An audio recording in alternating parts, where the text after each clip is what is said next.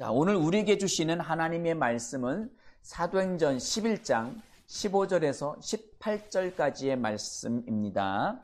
예, 같이 읽도록 하겠습니다. 시작. 내가 말을 시작할 때에 성령이 그들에게 임하시기를 처음 우리에게 하신 것과 같이 하는지라. 내가 주의 말씀에 요한은 물로 침례를 베풀었으나 너희는 성령으로 침례를 받으리라 하신 것이 생각났노라. 그런즉 하나님이 우리가 주 예수 그리스도를 믿을 때에 주신 것과 같은 주셨으니 내가 누구에게 하나님을 능히 맡겠느냐 하더라. 그들이 이 말을 듣고 잠잠하여 하나님께 영광을 돌려 이르되 그러면 하나님께서 이방인에게도 생명 얻는 회개를 주셨도다 하니라. 아멘. 아멘. 오늘의 말씀은 성령으로 침례를 받으라 라는 제목으로 함께 은혜 나누기 원합니다. 예, 성령 침례 받으셨습니까? 아멘. 아멘. 예, 성령 침례 받았냐고 하면 순간적으로 잠깐 머뭇하죠. 이게 뭐지? 이게 뭐지? 할 수 있습니다. 오늘 이 말씀은 베드로가 지난 10장의 말씀에서 고넬료의 초청을 받아서 고넬료에게 가서 복음을 전하게 되죠.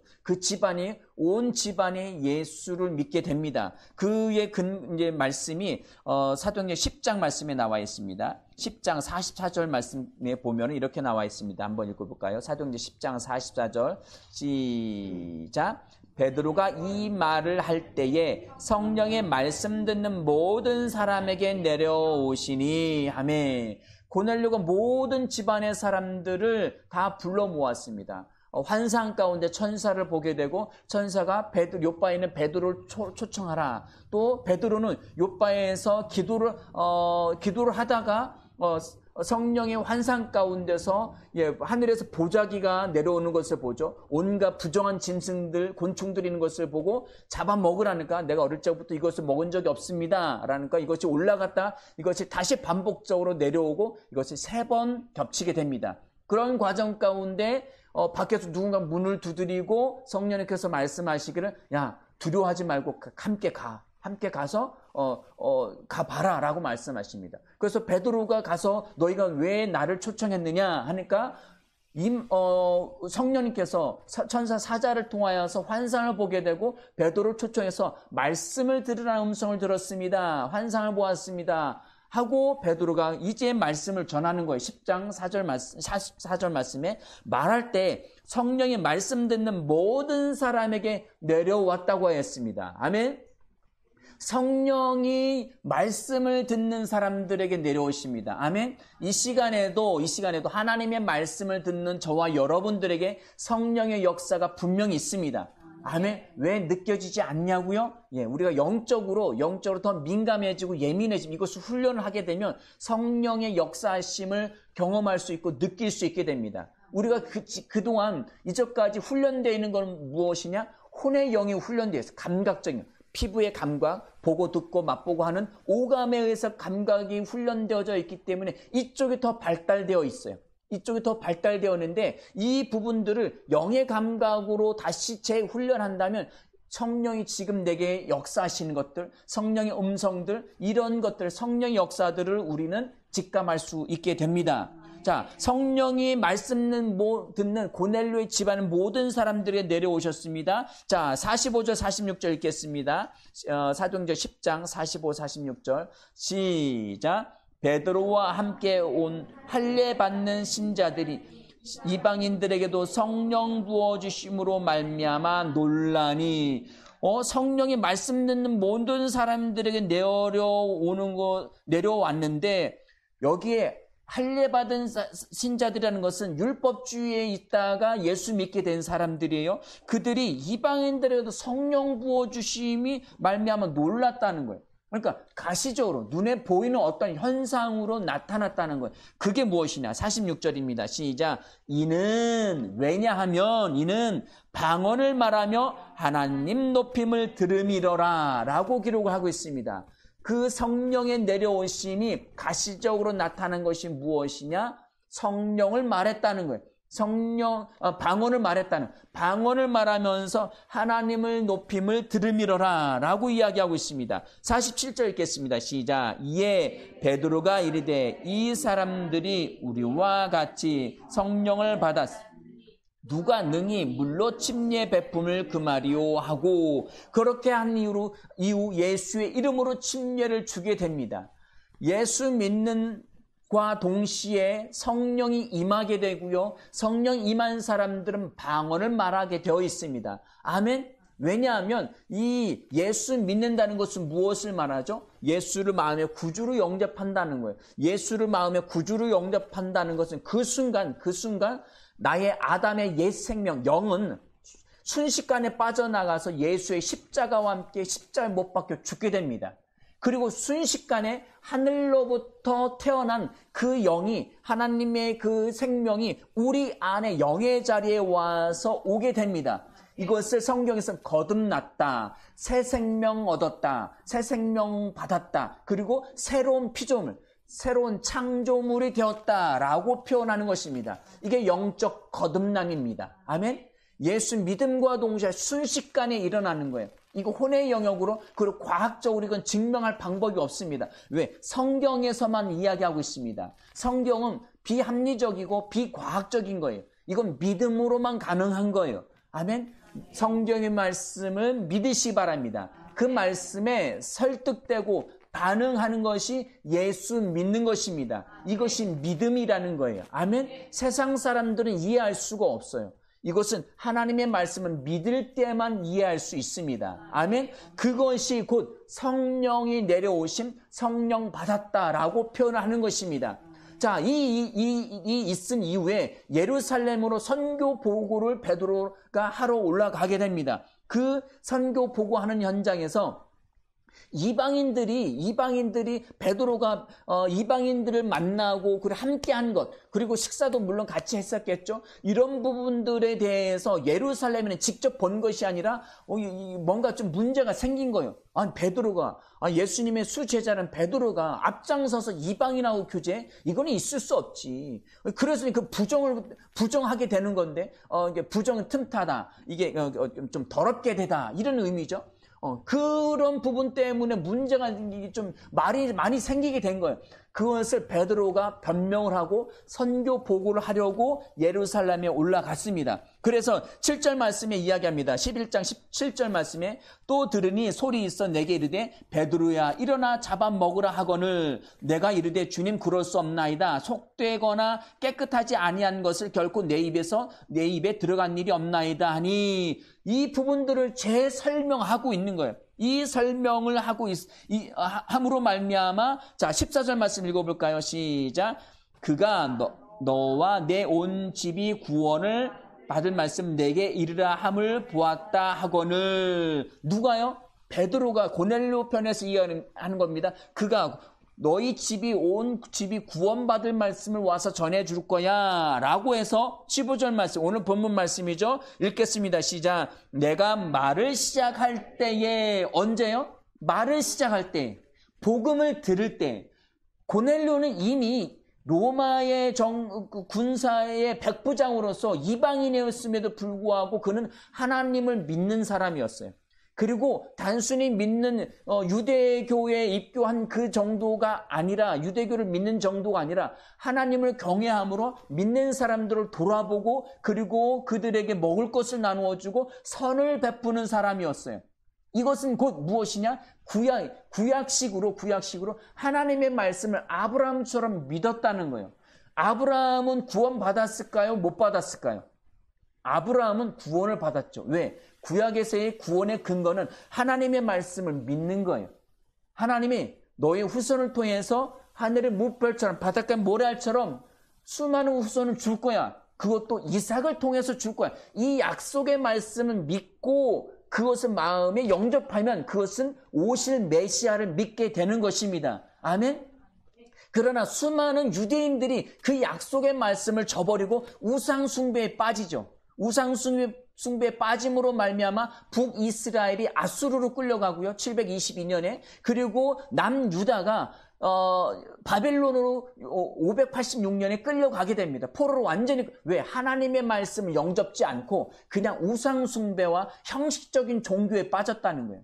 그러나 일부의 몇몇 사람들은 그 하나님의 말씀을 여전히 간직하고 있습니다. 그것을 그루터기로 성경을 표현합니다.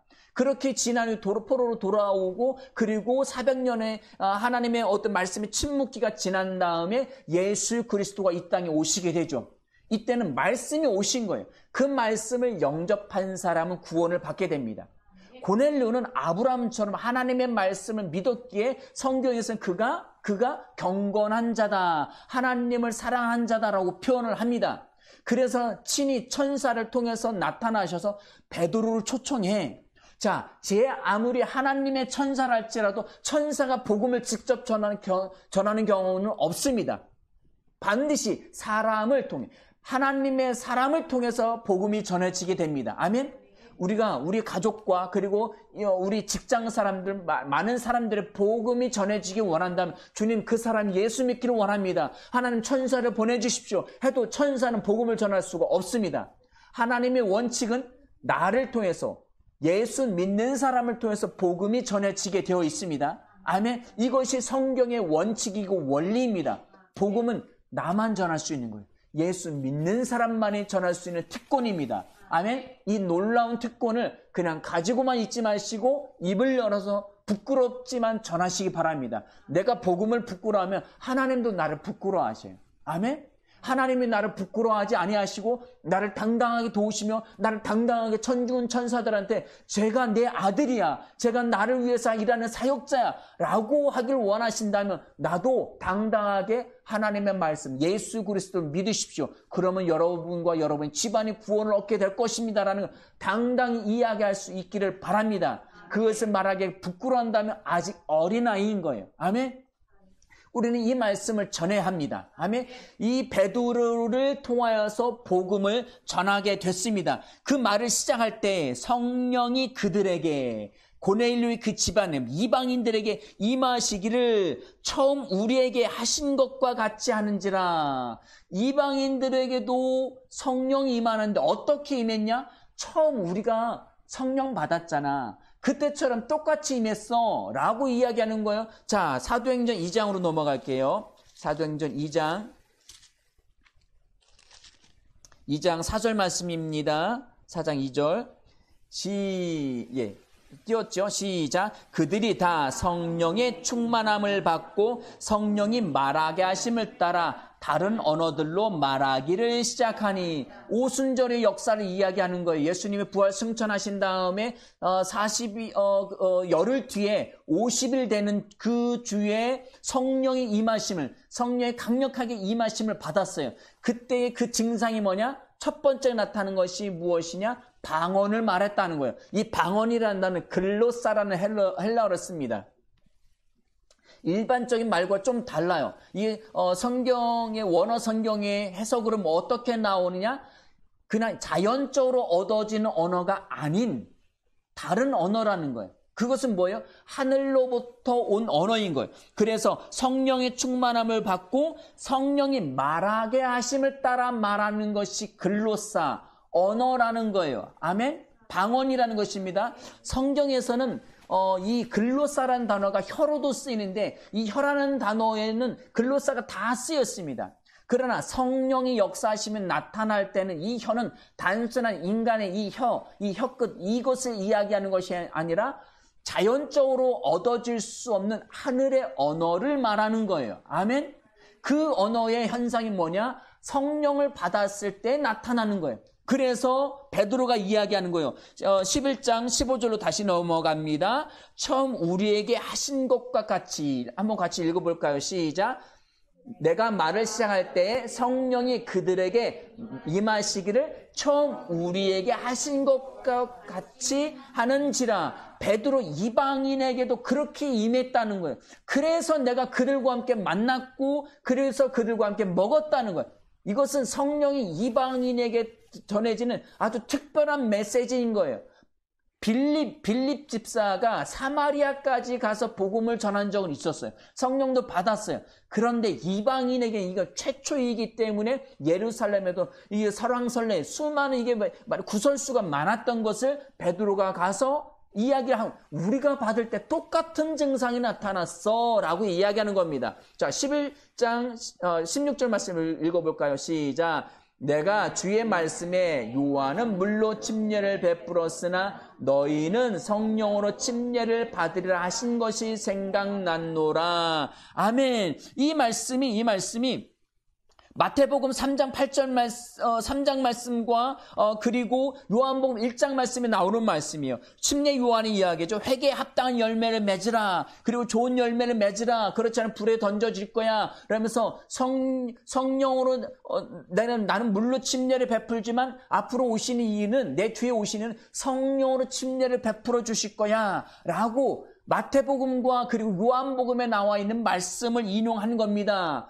그래서 주의 말씀에 요한은 물로 침례를 베풀었으나 너희는 성령으로 침례를 받으리라. 성령의 침례를 받으라라는 그 말씀이 문득 떠오른 거예요. 자, 이건 베드로가 그것을 알기 때문에 그냥 단순히 떠오른 것이 아니라 성령이 그 안에서 그 말씀을 떠오르게 하는 거예요. 아멘? 우리가 삶을 살아가다 어떤 상황이 됐을 때 어떤 성경의 어떤 단어가 떠올랐어요. 어떤 구절, 어떤 상황이 딱 떠올랐어요. 그러면 그것은 단순히 이건 내가 그냥 떠올렸겠지라고 그냥 지나가시면 안 돼요. 그것은 성령이 내게 주시는 음성입니다. 메시지예요. 그걸 가볍게 여기면 성령님도 계속 반복적으로 그 메시지를 던지시다가 이게 그냥 묻혀버려요.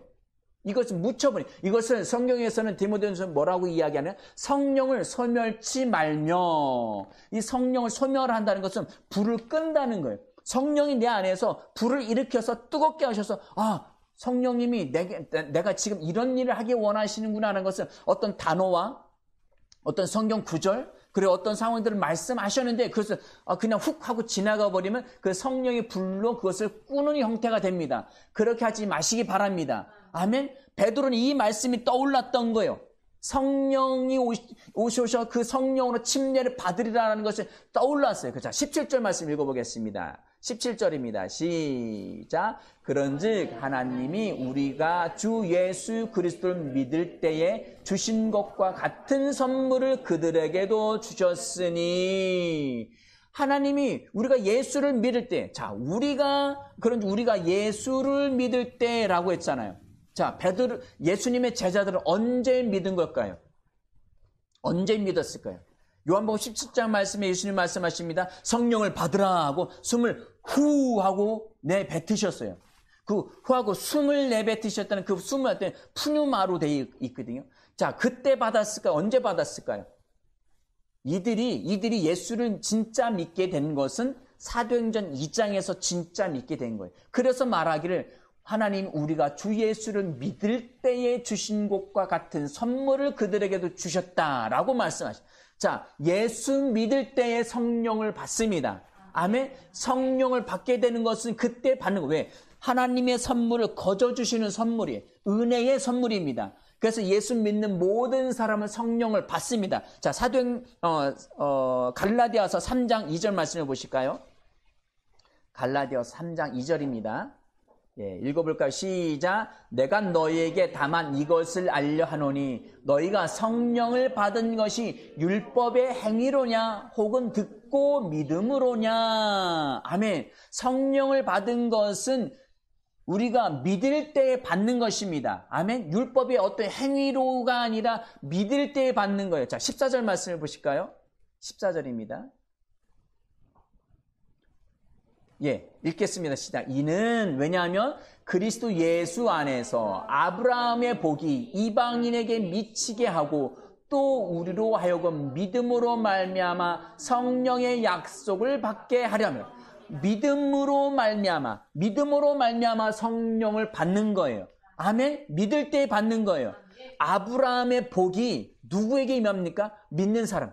유대인에게만이 아니라 하늘의 묵별처럼 세상에 많은 사람들이 너의 후손이 될 거야 라고 말씀하셨을 때는 믿는 사람은 누구든지 구원을 받는다는 거예요. 아멘. 믿는 사람의 성령을 받게 되는 겁니다. 그 성령은 무엇이냐? 외적인 표현으로 나타나는 것이 방언을 말한다는 거예요. 아멘. 사도행전 11장으로 다시 넘어갑니다. 17절로 넘어갑니다. 자, 17절입니다. 17절. 하나님이 우리가 주 예수를 믿을 때에 주신 것 같은 선물을 그들에게 주셨으니 내가 누구에게 하나님을 능히 막을 수 있겠느냐? 막을 수 없다는 거예요. 아멘? 하나님이 거저 주신, 이건 하나님의 은혜입니다. 아멘? 누구든지 예수 믿으면 성령을 받을 수 있습니다. 이 성령을 받는 것이 침례로 표현되어 있어요. 자, 침례라는 것은 물속에 완전히 잠기는 것을 의미하죠. 물속에 완전히 밥티조 해서 물에 잠기다, 침몰되다, 배가 물속에 잠기는, 깔아앉는 것, 침몰되는 그런 것을 의미하는데, 이것은 우리가 요한은 물로 침례를 베풀었는데 이것은 유대 역사상 이것은 별로 많지 않던 거예요. 보통 이방인들이 유대교로 입교할 때 그런 일들이 종종 있긴 있었지만 이건 일상적이지 않아요. 그들에게 정결 예식으로 일상적으로 있는 것은 손발을 씻는 거예요. 그래서 예수님께서 마가의 혼인집에서 가나의 혼인집에서 물 항아리를 가지고 손발을 씻는 부분들을 괜히 거기 기록되어 있는 것이 아니라 정결 예식을 이야기하는. 자, 이제 손발을 씻어서 될 것이 아니라 이것이 완전히 새로운 포도주가 되어야 돼. 그 새로운 포도주의 개념으로 완전히 요한을 통해서 물에 잠궈버리는 거예요. 너희는 죽어야 된다는 거예요. 아멘? 완전히 죽어야 되는데 어떻게? 자, 사람이 물속에 들어갔다가 짠 하고 나타나면 그 사람이 새 사람이 됩니까? 똑같아요. 이것은 무엇을 의미하느냐? 성령 침례를 의미하는 거예요. 그래서 내 뒤에 오시는 이는 성령으로 말미암아 침례를 주시리라 라는 말씀을 성령으로 침례, 성령으로 죽고 성령으로 다시 태어나는 것은 뭐예요? 예수 믿을 때 예수와 함께 죽고 예수와 함께 새 생명으로 다시 거듭나는 것을 의미하는 거예요. 이것을 성령 받은 것을 성령 침례라고 지금 표현을 하고 있는 것입니다. 아멘. 성령 침례에 대한 부분이 나오면 그거에 대해 주저없이 말씀하십시오. 나는 성령 침례 받았습니다. 아멘. 왜? 예수와 함께 죽었고 예수와 함께 다시 태어났기 때문에. 자, 나의 옛사람 아담으로부터 물려받은 그 아담의 영은 예수와 함께 이미 죽은 거예요. 그리고 다시 예수의 생명으로 부활한 것은 예수의 생명을 받은 겁니다. 그래서 예전에 나는 죽었고 지금의 나는 새 사람, 새 생명인 겁니다. 아멘. 예전의 나로 인식하시면 안 됩니다. 나는 새 생명입니다. 따라서 하시겠습니다. 나의 옛사람은 예수와 함께 십자가에 저주받아 죽었습니다. 지금의 나는, 거듭난 나는 새 생명입니다. 새로운 창조물입니다. 거듭난 생명입니다. 아멘. 자꾸 혼과 이 외형의 모습을 가지고 나를 인식하지 마십시오. 아멘. 그러면 자꾸 헷갈립니다. 나는 영입니다.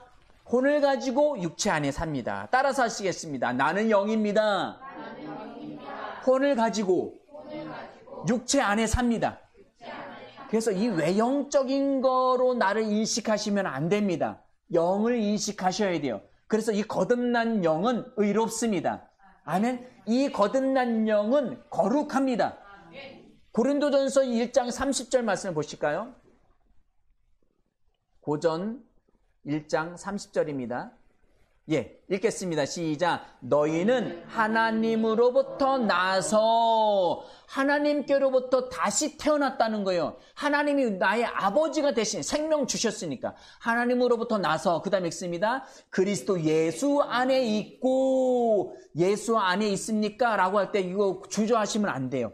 나는 이미 예수 안에 있습니다. 왜? 거듭났기 때문에. 자, 예수 안에 있고 예수는 하나님으로부터 나와서 우리에게 지혜와 의로움과 거룩함과 구원함이 되셨으니 아멘. 우리 예수의 생명으로 다시 태어남으로 말미암아 지혜를 갖게 되었고요. 왜? 예수가 하나님의 지혜이십니다. 아멘. 성령님이 하나님의 지혜이십니다. 의로움, 법적으로 완전히 깨끗함. 아멘. 우리는 완전히 깨끗합니다. 의롭습니다. 왜? 생명이 의로우니까. 사람이 아무리 거지 같은 짐승 같은 짓을 해도 사람이 생명이 그 사람의 생명이 사람이면 사람의 법에 접촉받잖아요. 아멘? 그 사람은 누가 뭐니 금수만도 뭐 짐승 같은 사람이라 할지라도 그 사람은 그냥 사람이에요. 사람의 생명이기 때문에 사람인 거예요. 사람 같은 짓을 해서 사람이 아니라 생명이 사람이기 때문에 사람인 거예요. 우리가 예수로 생명으로 거듭나서 좀 이렇게 뭐랄까 성경 말씀대로 잘 살지 못한다 할지라도 우리는 거듭난 생명이에요. 하나님의 자녀예요. 생명을 가지고 나를 보셔야 됩니다. 그래서 지혜와 의로움이 되고요. 거룩합니다. 우리는 거룩합니다. 아멘. 그리고 이미 구원받았습니다. 이 사실을 잊지 마시기 바랍니다. 이것이 우리의 정체성인 거예요. 이것이 우리의 정체성입니다. 아멘. 자, 11장 17절 다시 넘어갑니다. 사도행전 11장 17절. 예, 이것을 우리가 받은 거예요. 이걸 막을 자가 없습니다. 아멘. 자, 18절 읽겠습니다. 시작. 그들이 이 말을 듣고 잠잠하여 하나님께 영광을 돌려 이르되 그러면 하나님께서 이방인에게도 생명 얻는 회개를 주셨도다 하니라. 아멘. 이방인에게도 생명 얻는 회개를 주셨다는 거예요. 아멘. 하나님은 사람을 외모로 주시지 않습니다. 외모로 취하지 않으십니다. 뭐 예쁘냐, 키가 크냐, 부자냐, 뭐 어떠냐, 외형이 뭐 이런 걸 따지시는 게 아니라 마음의 중심을 보십니다. 마음의 중심이 뭐예요? 이 마음. 성경에서 마음 하면은 누스 또는 카르디아라는 단어를 씁니다. 보통 누스라는 단어는 헬라어로 한 26, 7번 정도만 쓰이고요. 나머지 카르디아라는 단어가 대부분으로 쓰입니다. 여하튼 간에 뭐 전에도 말씀드렸지만 이 누스의 영역은 정신, 사고 그리고 우리의 오감의 과학적 사고의 지능으로 움직이는 영역을 누스라고 쓰고요. 마음 하면 카르디아 하면 더 이 누스의 영역보다 더 깊은 영역을 이야기해요. 이것을 제가 그래서 표현하기를 마음 푸시케 아니죠. 푸뉴마 거듭난 영의 바로 앞에 둘러싸고 있는 부분을 카르디아라고 했죠. 그래서 심령하면 푸뉴마라고 하는데 거기 마음이라는 표현도 하는데 이 마음, 이 영에 가까운 부분이 카르디아라고 할 수 있습니다. 복잡하죠. 일단 넘어가겠습니다. 이 마음의 영역이 제가 무슨 설명하다 여기까지 갔죠? 예, 생명 얻는 회개, 생명 얻는 회개. 이 생명 얻는 회개는 무엇이냐? 이 마음으로 믿어 입으로 시인하여 구원을 얻잖아요. 아멘? 예수를 믿을 때 마음으로 믿는 이 마음 중심 가운데 예수를 믿는 거예요. 하나님께서는 사람의 중심을 보신다 할 때는 무엇을 마음의 중심. 이 카르디아의 영역 안에는 가장 중심인 이 푸뉴마를 보시는 거예요. 거듭난 영, 새 생명을 보시는 거예요. 그래서 그 사람이 외형적으로 사람들이 욕하고 별것도 아니고 아무도 관심 갖지 않고 어쩌고 저쩌고 할지라도 하나님은 그거 다 안 보셔요. 다 안 보시고 이건 내 아들이야. 이것만 보는 거예요. 아멘? 세상 사람들이 내 자식에 대해서 손가락질하고 별짓 다 하고 멍청하니 뭐 어쩌니 뭐 키가 작니 가난해 다 그렇게 본다 할지라도 부모는 이건 내 자식이야. 이것만 보는 거예요. 세상 사람들이 손가락질해도 아니야. 내 자식 분명히 그럴 만한 이유가 있어. 그럴 만한 사연이 있을 거야. 이건 내 자식이야. 내가 낳은 아들이야. 이것만 보자. 부모는. 아멘? 안 그런가요? 예. 부모는 내가 낳은 그 생명만 보는 거예요. 외형적으로 그 자식이 반에서 몇 등 하느냐, 가서 도둑질을 했네, 교통사고에서 누구를 이걸 보는 게 아니라 생명, 긍휼한 마음으로. 무슨 짓을 해도 내 아들이 오죽하다 어쩌다 이렇게 됐노. 오죽하면 그랬을꼬. 생명을 보는 거예요. 아멘? 하나님은 우리를 생명으로 보십니다. 아멘? 그러기에 우리는 하나님의 아들의 생명으로 거듭난 영혼입니다. 아멘? 두려워하지 마십시오. 염려하지 마십시오. 우리의 먹고 입고 쓸 것 주님이 다 아십니다. 믿음으로 믿고 그리고 선포해서 그것을 취하시기 바랍니다. 아멘? 아멘. 여기 보니까 생명 얻는 회개를 주셨다고 했습니다. 이렇게 나오면 괜찮은데 이제 교회에서 가끔가다 유튜브 방송에 뭐 이렇게 하면 회개하십시오. 독사의 자식들한테 마태복음, 마가복음, 누가복음 이렇게 여기서 회개하라. 그러면 이런 이야기 나오면 우리는 또 쫄립니다. 그러시면 안 돼요. 다음 주는 방언까지 오늘 가려고 했는데 다음 주에 방언에 대한 말씀을 드릴 거고요. 오늘 여기까지만 조금만 더 다루도록 하겠습니다. 마태복음 3장 8절 말씀 보시겠습니다. 우리가 회개하라고 하면 왜 쫄리는지, 그 쫄리는 부분 그러면 꼭 어릴 때부터 지은 그 모든 죄를 또 다시 끄집어내요. 나는 죄인입니다. 나는 연약합니다. 어릴 때 뭐 이루어졌고요. 7살 때 옆집 갔다가 조그만 그 망치를 훔쳐왔습니다. 제가 어떻게 하다가 누구 집을 서리했습니다. 어떻게 해도 동네에서 이렇게 잘못, 그런 걸 하는데, 자, 읽어보겠습니다. 시작. 그러므로 회개에 합당한 열매를 맺고, 회개하라고 합니다. 이 독사의 자식들아 회개하라 라고 침례 요한이 이야기를 했고, 합당한 열매는 뭐예요? 행위의 열매죠. 행위의 열매예요. 그걸 맺으라는 거예요. 자, 9절 말씀 읽어볼까요? 9절 10절 읽겠습니다. 시작. 석으로 아브라함이 우리 조상이라고 생각지 마라. 내가 너에게 이르노니 하나님이 능히 이 돌들로도 아브라함의 자손이 되게 하리라. 이미 도끼가 나무 뿌리에 놓였으니 좋은 열매를 맺지 아니하는 나무마다 찍혀 불에 던져지리라. 그럼 여기 확 쫄려요. 아유, 또 회개하겠구나. 또 열심히 회개합니다. 이건 율법적인 거예요. 율법주의에 있는 사람들에 대해서 너희 회개해. 하나님께 다시 돌아와. 너 회개에 합당한 열매. 야, 군인들, 너 로마 군인이든 너 세리인이든 다 그때는 뭐 일제 강점기처럼 로마 정부의 앞잡이 하는 사람들이니까 세금을 거두면서 억지로 빼앗는 거예요. 억지로 빼앗고, 그리고 억지로 무슨 짓들을 하는 거예요. 그런 부분들에서, 야, 로마 군인들, 너희는 네가 받은 녹봉 있잖아. 500원 받기로 했으면 그거로 참 만족해. 자꾸 돈을 빼앗아가지고 뭐 1,500원, 2,000원 만들지 말고 너희 빼앗은 것으로 만족하고, 그리고 거짓말했어? 다시는 거짓말 하지 마. 너 그리고 남의 거 도둑질했어? 다시는 도둑질 하지 마. 너 다른 사람 때려서 빼앗았어? 다시는 그 짓 하지 마. 그 합당한 열매를 맺으라는 거예요. 그것에 대해서 이야기합니다. 그렇게 이야기하면서 도끼가 나무에 뿌리 놀려. 심판의 날이 다가왔어. 그리고 너 만약 그 열매 맺지 않으면 너 찍어서 너 완전히 버려버려. 지옥에 불구덩이 터쳐놓을 거야. 얼마나 무서워요. 얼마나 무서워. 우리는 자꾸 이걸 생각하는 거예요. 그런데 이 회개, 그러면서 3장 11절에 이야기하는 거예요. 읽어보겠습니다. 시작. 나는 너희로 회개하기 위하여 물로 침례를 베풀거니와 내 뒤에 오신 이는 나보다 능력이 많으시니 나는 그의 신을 들기도 감당하지 못하겠노라. 그는 성령과 불로 너에게 침례를 베푸실 것이요. 그래서 마가의 다락방에서 120명의 그 제자들이 기도하다가 성령을 받을 때 성령 받은 증거는 방언을 말하면서 불이 불꽃처럼 이게 타올랐다고 했잖아요. 그것을 이야기하는 거예요. 아멘. 자, 회개라는 것은 지난 과거를 되풀이해서 이거 잘못했습니다. 용서해 주세요. 이거 맞긴 맞아요. 맞긴 맞지만 이것은 그냥 외적인 회개예요. 다시 되돌이키는 뉘우치는 회개예요. 진짜 회개는 무엇이냐? 옛사람이 죽어야죠. 죽어야 끝납니다. 말로는 백날 잘못했습니다. 용서해 주세요. 다시는 그 짓 안 하겠습니다. 라고 하지만 다시 그 짓을 안 합니까? 육의 실수를 안 할 수 있습니까? 실수할 수 있고요. 내가 의도치 않아도 만약에 길을 이제 운전을 하고 가다가 의도치 않게 신호 위반할 때도 있잖아요. 내가 예기치 않은 상황에서 사고를 쳐서 다른 사람한테 해를 입힐 수도 있습니다. 심지어 사망에 이를 수도 있습니다. 내가 의도적으로 짓든 의도적으로 하지 않든 수많은 죄는 일어날 수밖에 없어요. 그러나 그 부분만을 이야기하는 게 아니라 성령 침례로 말미암아 예수와 함께 죽어야 한다는 거예요. 옛사람이 죽어야 끝나는 거예요. 아멘? 진짜 회개는 예수와 함께 죽는 것을 의미합니다. 그래서 사도행전 11장 18절 말씀에 뭐라고 이야기하는 거 다시 돌아갑니다.